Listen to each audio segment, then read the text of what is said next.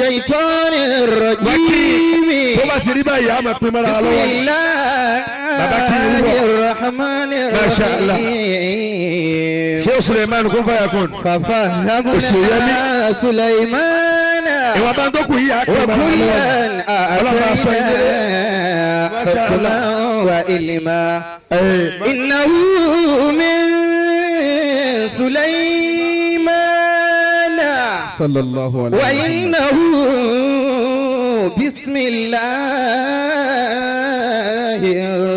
الرحمن الرحيم محمد رسول الله صلى الله عليه وسلم محمد رسول الله صلى الله عليه وسلم محمد رسول الله صلى الله عليه وسلم ẹ̀dá ẹ ṣe rere nítorí ọ̀la ẹ̀dá ẹ hùwà rere nítorí ọ̀la ẹ̀dá ẹ ṣiṣẹ́ rere nítorí ọ̀la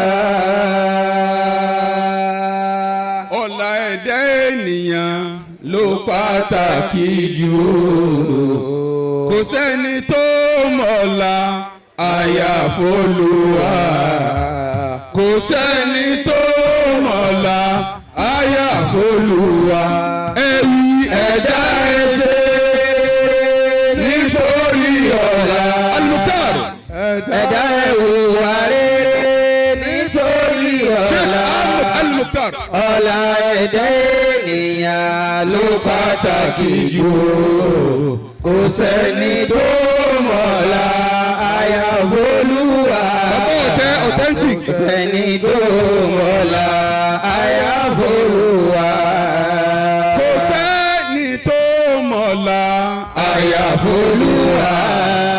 kò sẹ́ni tó mọ̀la àyàfólúwa. man yasra sharri. من يزرع الشر يحسد في عواقبه الشيخ أحمد المختار ندامة والحاسد الزرع إبان. èyí tá à ń jẹ lónìí iṣẹ́ àwọn ìgbàlagbà ni. حياكم الله. من يزرع الشر mo fẹ́ yán ọ̀rọ̀ ẹ̀yọ̀ kan náà mo fẹ́ yán. يحسد في عواقبه. àwọn tí wọ́n ń bá yín sọ̀tá lánàá wọ́n ti regret. ندامة àwọn tí wọ́n láwọn ní bá yín ṣe lánàá. والحاسد ojú tí wọ́n báyìí wọ́n ti kábàámọ̀.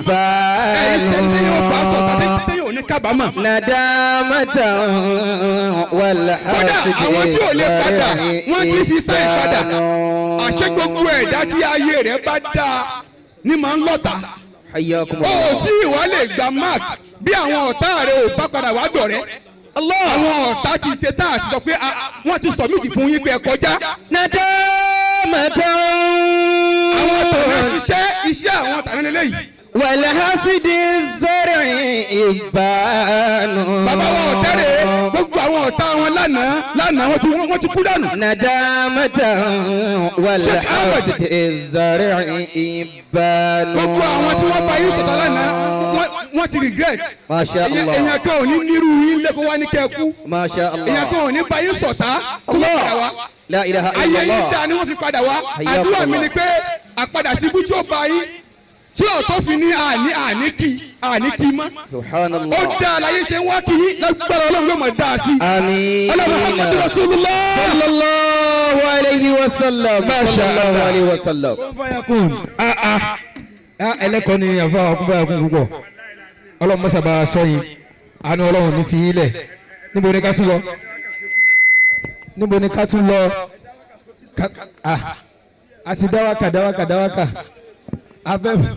afẹ́ ká manage time yìí ni Maulana al-Mukhtar a tún lọ sọ́dọ̀ bàbá wa gbà Sheikh Waladu Inyas u'jubatu hadha zaman. أهلا وسهلا ومرحبا شيخ